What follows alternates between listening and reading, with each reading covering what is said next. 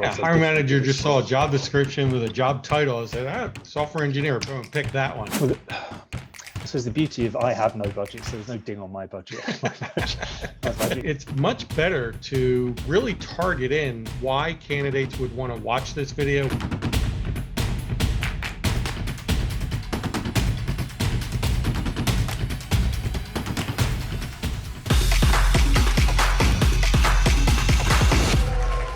Hey everybody, welcome back to the 10X Candidate Experience Show. Today I've got my guest, Stephen Brand, who's the Employer Brand Manager over at Mambu. Stephen, welcome to the 10X Candidate Experience Show. Thanks for having me. It's good to be here. Good to talk. Can you hear me okay? Just making sure my volume's okay on my speaker here. Got loud and clear, but not too loud. Yeah, perfect. Perfect. Got the microphone a little bit too far away. So today we're going to be talking, well, before we get into that, tell me a little bit about yourself, what you've been doing for the last, 15, 20 years of your employer branding career here, and tell me a little bit about what Mambu does. Sure. So 15, 20 years and then some in and around employer branding. So different roles in different kinds of organizations. So I've worked with creative agencies supporting clients around developing their own EVPs and employer brand strategies. Then spent some time client side with some large corporates like EY and Deloitte and HSBC, again, doing similar work either in across the board or for niche audiences. So in the case of HSBC, just working on emerging talent globally in that proposition.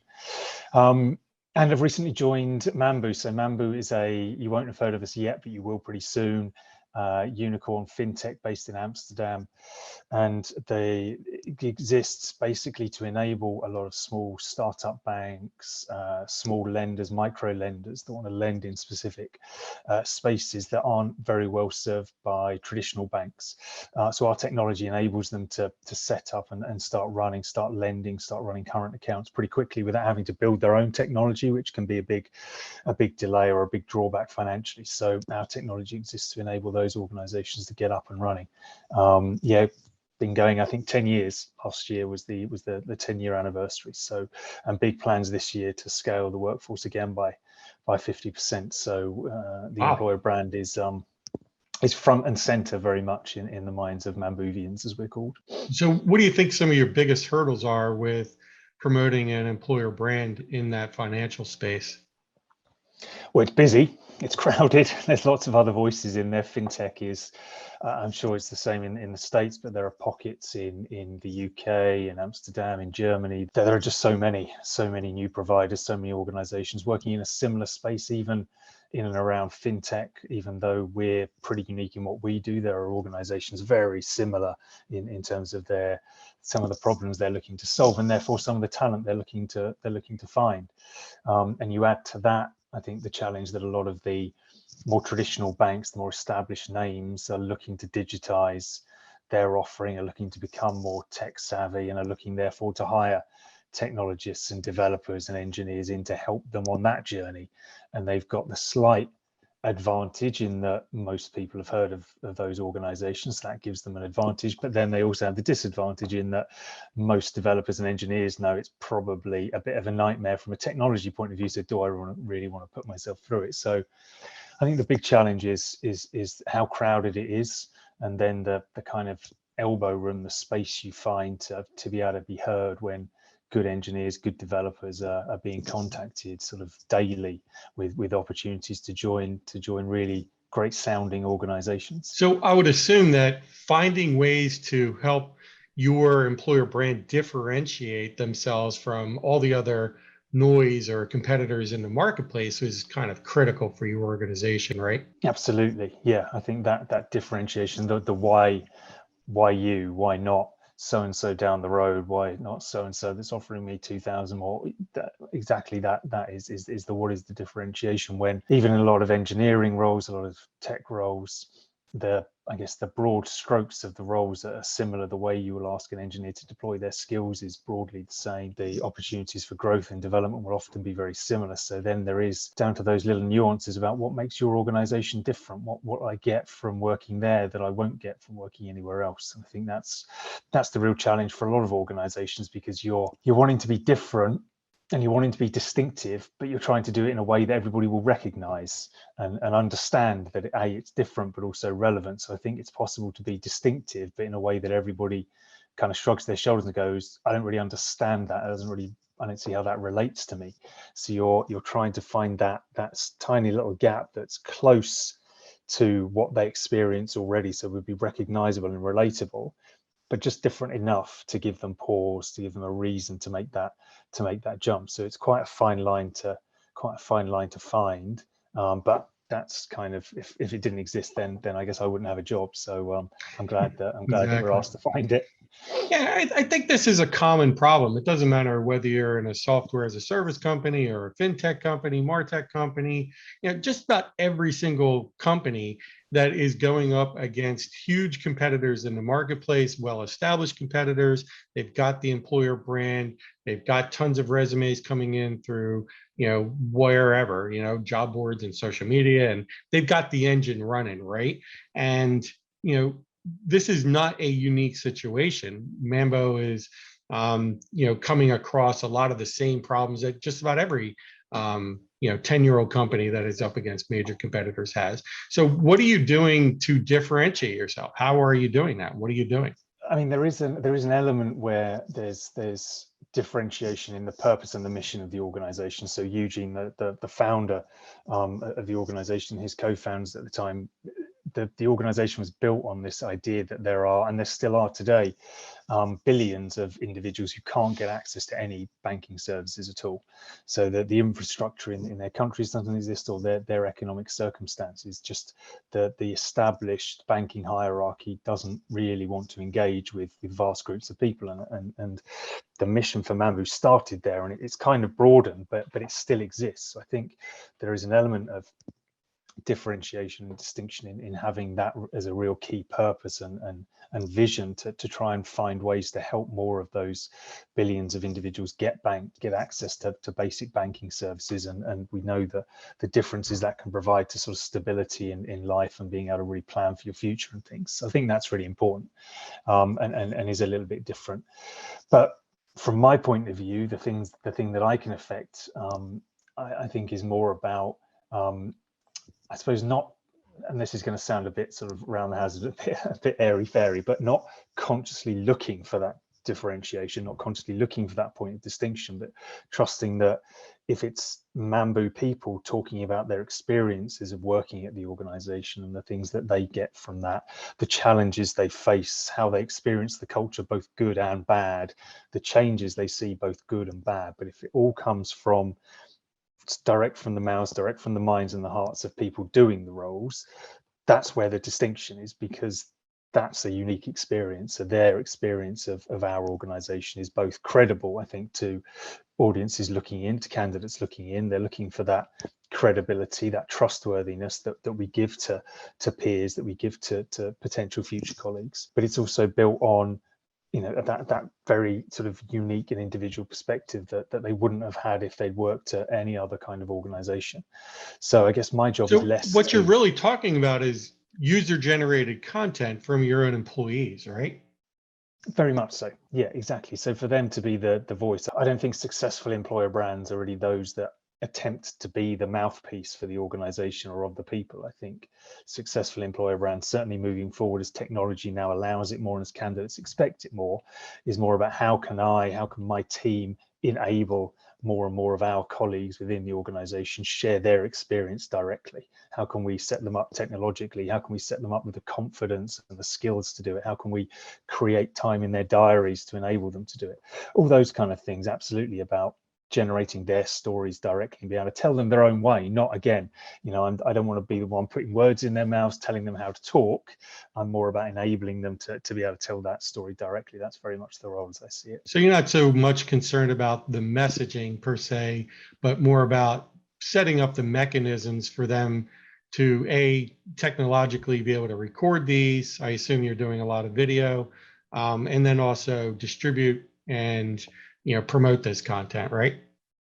Yeah, fundamentally. I mean, I'd be I'd be lying if I said we weren't having sort of conversations. We weren't, part of the internal enablement is sort of sessions around what we call our Mambu deals. So that the kind of the internal proposition to people. So what we offer as an organization and what we ask from people in return. And a big part of the enablement is walking through exactly what that means for individuals, because it's those kind of principles that we would like to see people talk to when they share their stories, to be aware of them, because those are some of the elements that we would like the organization to be better known for, and to be more well regarded in certain markets for. But equally, I don't want to be writing scripts for people or anything like that. It is much more about what tools, platforms, capabilities can I put in place and then get out of people's way to be able to sort of talk in their own words, on their own terms, in a way they want to. So you're absolutely right, we do more video and we want to do video and make that easy.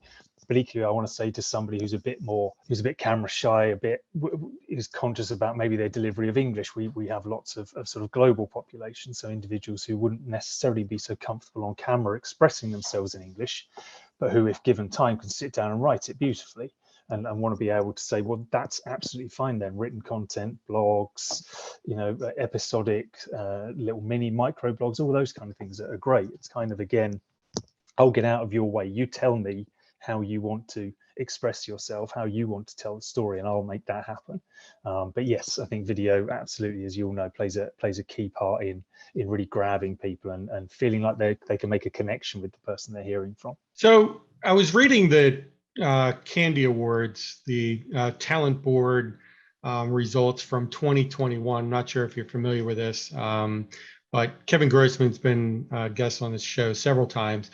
And in the North American 2021 report, it's echoed in the EMEA report and the APAC report and the LATAM report as well. But on page 32, 33, in order of importance, candidates want these things. A viable job description, right? So if their job description they're looking at is not describing the job that they're actually applying for, that's concerning for them, right? So they want a viable job description. They want details of what the application process is and what the next step is in that application process, and then communication throughout the entire journey. And then what jobs are currently open so they can go ahead and apply for them. So they need some kind of search mechanism, I assume. And then company culture is 4. So when you started your brand new role, you've only been there less than a year, right? Yeah. Did you start right in with the company culture, or did you have to go back and fix some job descriptions and everything else first? Or was it not even a consideration at this point? We've done some work on the role profiles, certainly, but mainly to bring them in line and make them a bit more consistent. So I think a lot of what probably happens in a lot of organizations of our size that are startups then now into scale up is that everybody's kind of made do and mended for all those years. Things have been moving at such a chaotic pace that people have come in and done the best that they could and picked up and reused things, and nobody's ever really had the time to just stop and look at what we're using. And I think me and a number of others that joined at about the same time, we were brought in specifically to sort of say, right, let's have a look at all of these job descriptions we've ended up with, where everybody in trying to do the best job they could on really tight timelines for the last 8 years, we've ended up with about 8,000 different role profiles scattered in drives and files all over the place. And so that inevitably means that if you look at Mambu jobs online, you potentially look at 3 or 4 roles that have a broadly similar title, but the content in those descriptions would have been wildly different, and that's no good. That's no good for us. That's no good for the candidates to understand, well, which one is reflective. Why is this role? Yeah, so hiring manager just saw a job description with a job title and said, software engineer, boom, pick that one. Exactly. Probably didn't even, I can't find one that actually matches what I'm looking for, so I'll just pick the one that has the best job title. That's what I see usually. Exactly. And we kind of get the time pressures that they're all under to do it, and so you understand why you get into that position. Again, my job is just to bring a level of consistency. So we've looked at the role profiles and said, right, okay, so let's take the 5 most popular in product, 5 most popular in commercial. We'll rewrite them, and then we'll put in some guide rails. We'll help reach out if you need them on particular roles, but otherwise, if you're moving forward and rewriting your own, these are just some guide rails to work within. So again, not overly onerous, but just something that helps you think and helps you slim down sort of and deliver a more consistent role profile at the end of it. So we've certainly looked at things like that. I think the model probably for Mambu is might be slightly different in other organizations in that we've got a number of recruiters who are heavily focused on sort of sourcing, on outbound, on searching for candidates, on finding the right candidates, on starting to create relationships with them. So some of the effort, I guess, around process and those kind of things, I haven't had to work so hard directly on because we've got a lot of people out there sort of having those conversations. So I've been able to then think, okay, from a brand point of view and from what does Eugene, who's the CEO, what does he want us to be known for? So we've pioneered the 4-day work week like 4 or 5 years ago over the summer months. At Mambu, we work the 4-day work week, June, July, August, which is a big thing then. Less so now. It's much more being accepted and experimented with. But things like that sort of workplace innovation, the what's coming next, is something that Eugene and Charlie, our chief people officer, are really passionate about. So my job then becomes more about how are we pushing that on? What are we doing? What are we looking at next that demonstrates that? Because 4-day work week is now established for us and it's table stakes for a lot of organizations. They're talking about it. What are we doing next?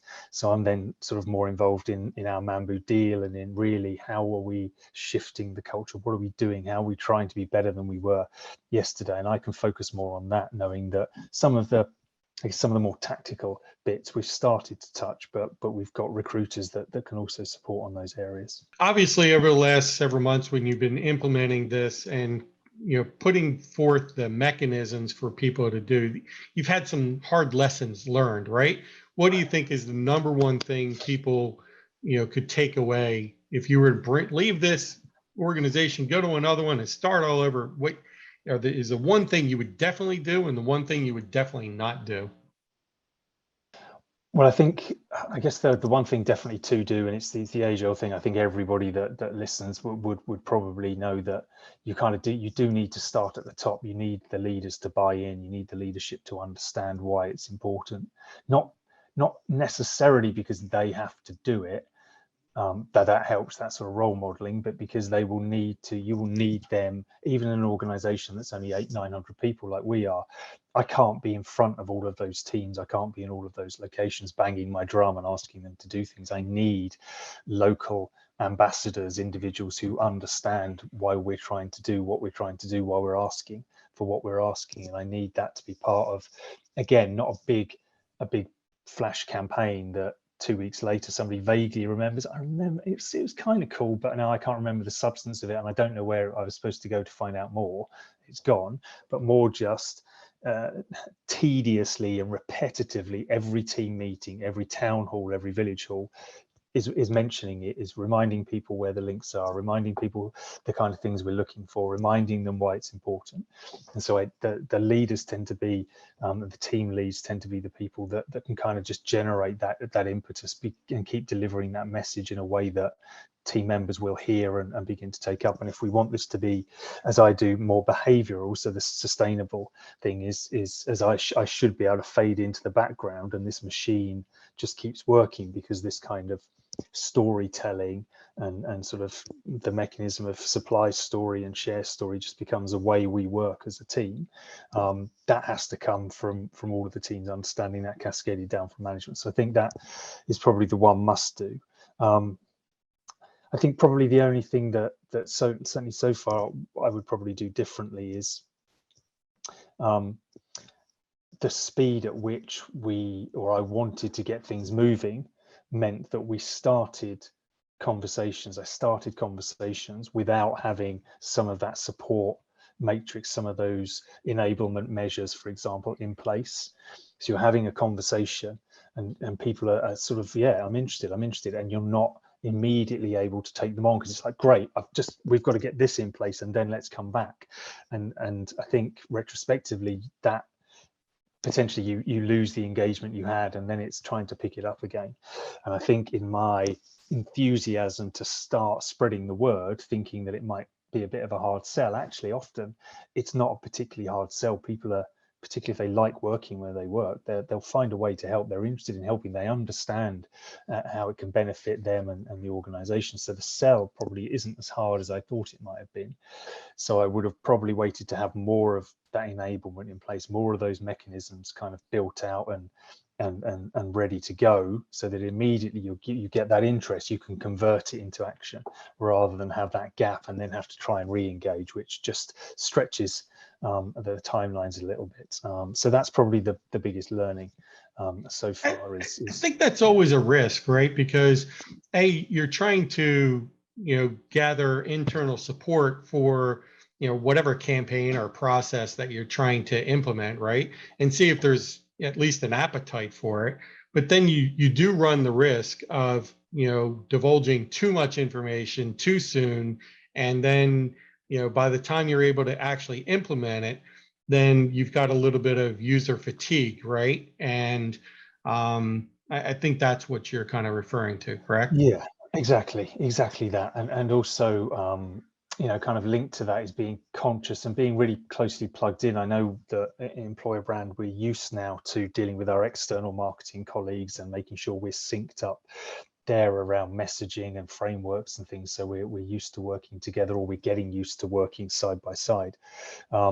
But being plugged in equally with internal comms and the internal engagement teams around, as you say, the kind of the internal comms plans and structure. So if you need to talk to the organization, you're not treading on the toes, or you're not entering a world where people have been surveyed 10 times in the last fortnight, and really the last thing they need is another poll landing, because they're just not going to engage regardless of the topic.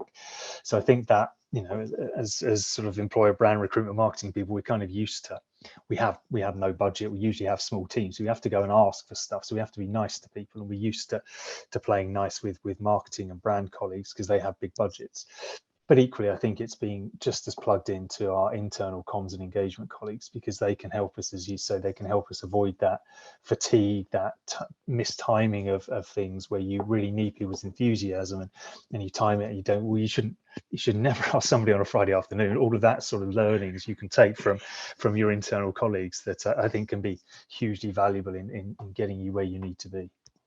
So where are you distributing this content, right? You've got, first of all, where are you storing the content? The video takes up a lot of space. I mean, even this, episode right here will probably take up, 300 to 500 megabytes of data, right?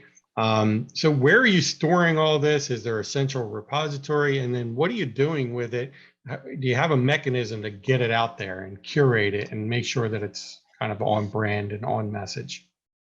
I mean, at the moment we're working pretty basic. So we have YouTube, and there's more we will do with the design team this year to better curate the playlists and everything that we have on YouTube. But we'll make much better use of that. We have the insights section of the website, which is where a lot of our written content, thought leadership, and blog content is stored. And what we're getting very shortly is we're moving to a new ATS provider, and with that comes video and a lot of other things, a lot of other nice to haves, a lot of other creative add-ons that we don't currently have, that will give us good access to being able to produce and then store greater volumes of that kind of content. Ways of working it out. But in terms of, I guess, then how we're sort of activating that content, again, we work sort of pretty basic. We're not a big organization, small team. So we have, funnily enough, on my other screen here, I have open our content calendar. So we've got a very clear view of month by month. We know thematically for the year what we want to be known for. So we know what content topics we want to talk to, what content themes we want to talk to. We plan out meticulously the next few months. We start to sketch in a few months beyond that, and then we're working tactically on, right, for these pieces, who do we need to talk to? How do we start to get that ball rolling? We're trying to get better. I think since I've been here, we've been quite month by month and quite reactionary, so just sort of building for the month, and that's bitten us a few times, where as anyone will know who sort of builds this sort of stuff, one interviewee drops out, or we had, and it's awful, the Ukraine situation. A lot of content you're suddenly sort of having to really reassess pretty quickly in terms of what are we talking about, is this appropriate, and because we didn't have any sort of backup safe evergreen content to go to, you're left with gaps, which is a bit of a challenge when you're trying to build that momentum. So I think we're trying to get to a place now where we can build at scale, where we can really invite as much in as possible with us, and working with an internal creative function to do some of the quality control around, you get 100 people sending in a video, most of them with the best will in the world are not going to be good, but if you get enough, you'll get some great content out of there, and we can work on the edits.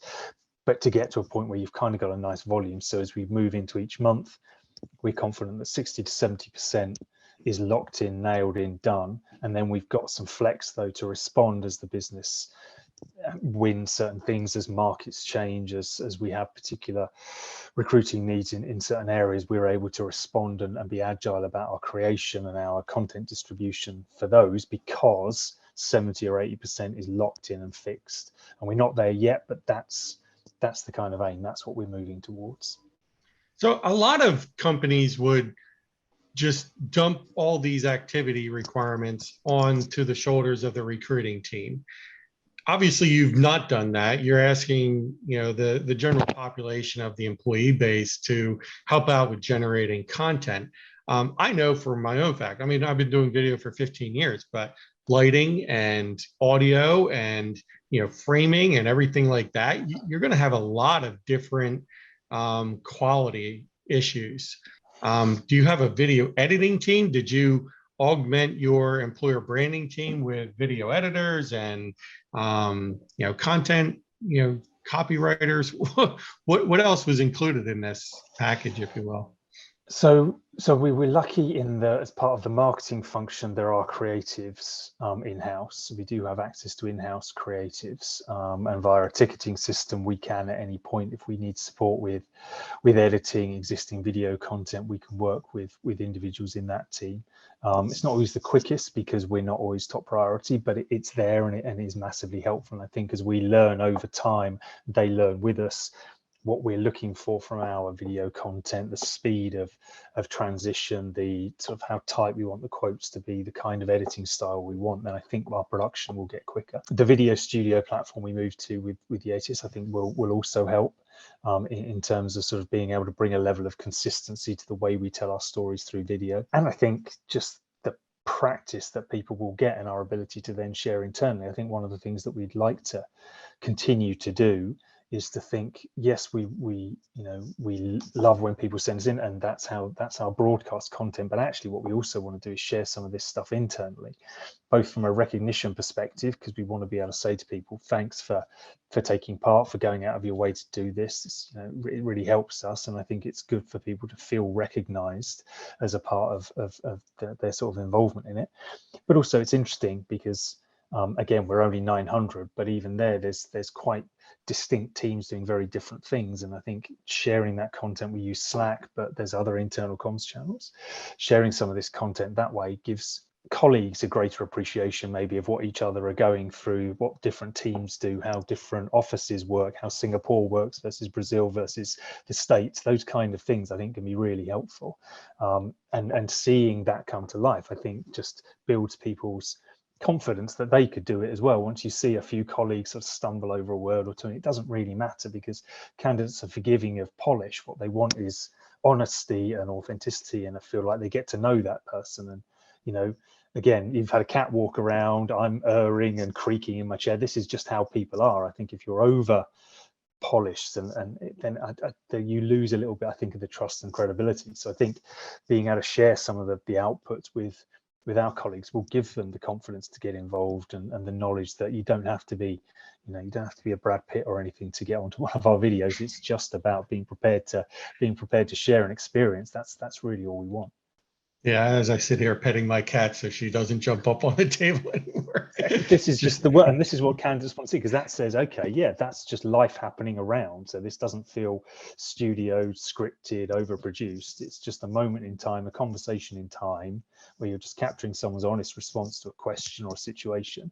And so therefore, yeah, that feels to me like something, okay, yeah, that feels more authentic than if it is overproduced, over that kind of thing. So I think, that being said, obviously your point around lighting and framing is good, and we've had some disasters. So I think we can do things with the training and the enablement, just around some top tips. If you're filming on the mat, if you're filming on a phone, those kind of things to, again, just give people confidence not to wear stripes and all of those kind of standard things to help feel a bit more relaxed.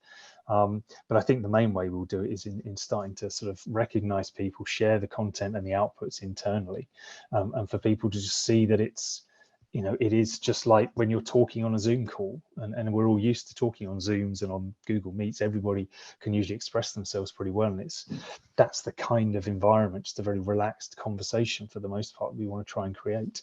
was there a big, ding on your budgets because of all this new technology you brought into the new process? Well, I suppose the beauty of, I have no budget, so there's no ding on my budget. My budget is exactly what it was before. But Duct tape no, I and mean, paper clips, put it together. it's fair to say, from a talent acquisition point of view, yeah, there's been some big investments that the business has decided to make. Although, again, the ATS provider is a replacement, so it's trading one cost, an existing cost, for another, and just trying to negotiate a bit smarter. Again, some of the people that we have in now are maybe more seasoned TA pros who could just have a better negotiation with the new providers, so we get a few bells and whistles that we weren't getting before, like a video studio, those kind of things. So I don't think there's been a big extra spend as a result of the technology. I think we're just trying to spend the money in a smarter way, in a way that we think is also better suited to a going on by the end of the year 1,200-1,300 organization, which is very different from 500-600, which we were a year or two ago. So again, the platforms, the providers, the partners you work with are probably quite different when you're looking at that sort of different size of organization. And it's tricky, because I think when I think about employer brand and this sustainability conversation, because so much of what I have to tell the world comes direct from people who I have free access to, and I know for the most part are really keen to tell their story. The generation of content and things is relatively cost effective, always will be, always should be. The challenge, I think, just comes around the broadcast of it and how far we want to reach. I think at the moment the business is comfortable and is content with working mostly organically, so using our corporate channels, but also, again, making sure that colleagues are aware internally of when we're sharing content, encouraging them to share it themselves, to engage with corporate content, to like, and so to try and, as much as possible, improve the reach, the impressions, and the engagement levels organically. But I think there will come a point quite soon where we have a more serious conversation. So if we want to reach fresh markets, new talent, we're going to have to start paying LinkedIn some money. We're going to have to start paying Google some money, because we need to force our content into timelines that we can't reach organically at the moment. And I think that's probably where the trickier conversations come along, where I have to start asking for budget, not to produce the stories, because they'll produce themselves, but, as you'll know, to kind of push them into exactly the right people. LinkedIn and Google and co will want me to pay for that. So I think that's a conversation that's looming. But for now, with the size we are and the scale we are, we can cope organically. So I would question that, right? So just to give a different viewpoint here, it depends on what your objective is. If you want more candidates dumping into the very top of the funnel, right, who don't know your brand, and it's more about educating people on your brand, to get in front of a wider audience, you may need to do some. If you're trying to fill specific roles, though, let's say you've got a very difficult position in the London office and it's for a software engineer, dumping money into those may not be the best. What we have found, and we've done thousands and thousands of these types of campaigns, is company culture videos and day in the life of, and user generated content, all very valuable for dumping candidates into the top of the funnel. But if you've got one specific job where you're having difficulty hiring and you need to increase either candidate response rates or increase your candidate engagement, then it's much better to really target in why candidates would want to watch this video, why candidates would want to come work here, and send those out as special invitations, if you will, to individual candidates on LinkedIn invites or LinkedIn messaging. That's going to get you much further in filling that individual candidate pipeline for that job than pushing stuff into the top and hoping it trickles down into all the 400 or so open requisitions that you have. You push 1,000 candidates in the top, probably one or two are going to hit that individual job. It's like Plinko, right?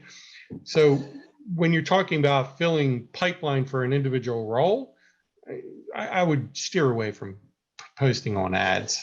Yeah, I think you're right. I think, and also I go back to, our team is set up with skilled recruiters that for those hard to fill roles, that's exactly their job, to be out there and to be finding those little pockets of the right candidates, and yes, asking them about what's exactly the right piece of content to engage them with. How do I hook them with how do I make my email stand out in a way that they'll read it, because they're probably getting 20 a day. So absolutely, you take that more targeted approach. And then I think some of the other work that we do separately, and which we'll hopefully get, I think, more practiced as we go through the year and into next year, is how we just start to build those pipelines, as you say. So sort of a funnel, but also just building out these pipelines. So building out our CRM capability and starting to draw people in just one step away from the open market on a LinkedIn, and just bring them a little closer to our organization, closer to our gravitational field, where we can properly nurture and keep them close to the organization.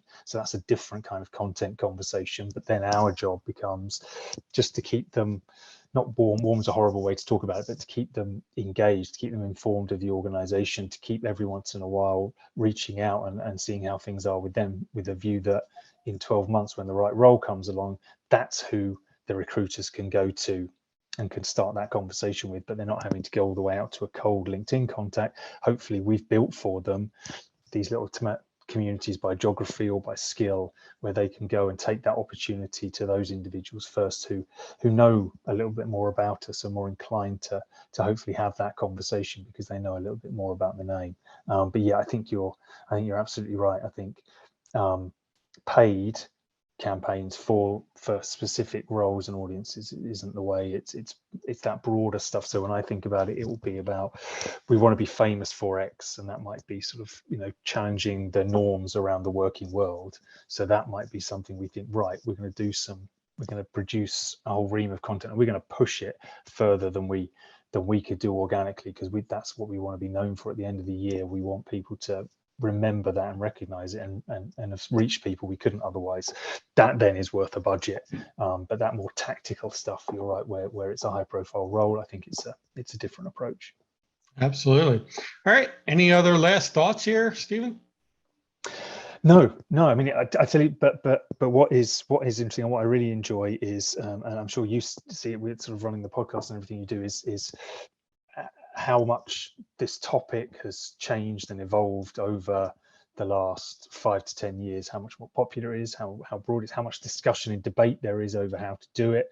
I think it's incredibly healthy. I think I'd never try and position myself as somebody who has all the answers. I sort of have a thought and an idea about how I like to approach things, but I like that there's quite a lot of diversity of approach and thought and ideas around how you bring a brand to life, about how to execute on it, about what results should look like if you're doing it well, about where it should sit in an organization. I think it's really healthy for anyone that works in and around this space, that we don't all walk in the same line, nodding the same way.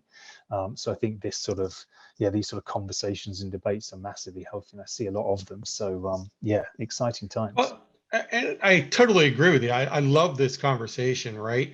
But I think there's definitely, I see a gap or a division taking place. A lot of companies are taking their employer brand, and because of lack of budget, they throw it onto the the shoulders of the recruiting team. Hey, start executing, start building more content, start distributing more content.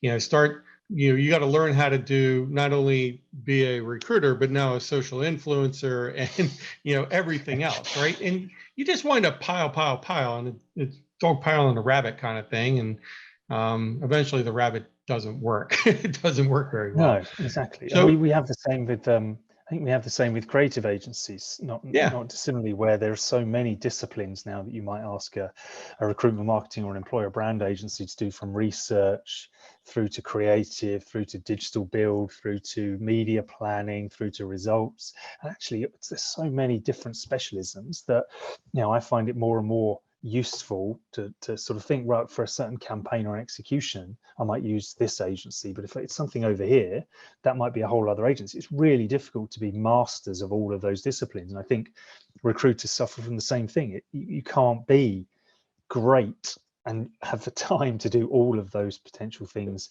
really, really well. I think you've got to be very clear about what you ask those different roles to be and to focus on, or else, you risk sort of watering down the end product. absolutely. And I think understanding what your end objective or outcome is that you're looking for is critically important if you plan on implementing any kind of user-generated content strategy, which is what we're talking about today, right? So if your objective is to drive candidate traffic, build pipeline for a specific role or group of positions, that's going to take a very different strategy than building out your overall employer brand, right? And I think the content is very different, the messaging is very different, and obviously the distribution strategies are very different. And we discussed that all, exactly in this episode. So thank you so much for coming on. Appreciate it. No, it's been really good. It's been really interesting to sort of explore these things and poke around and, challenge a bit back and forth. Because like you say, you don't have all the answers. It's kind of nice to have a bit of back and forth and get new ideas and new perspectives from people. So it's really good to talk. That's why I have the podcast, and there's my cat. She just can't keep out. That's waving goodbye as well. All right, Excellent. Stephen, thank you so much, everybody. I'm going to put links to Stephen's LinkedIn profile and a couple other resources down below. If you have any questions, pop us a message on any of the Facebook group, the LinkedIn group, etc. Otherwise, make it a great one. Bye-bye.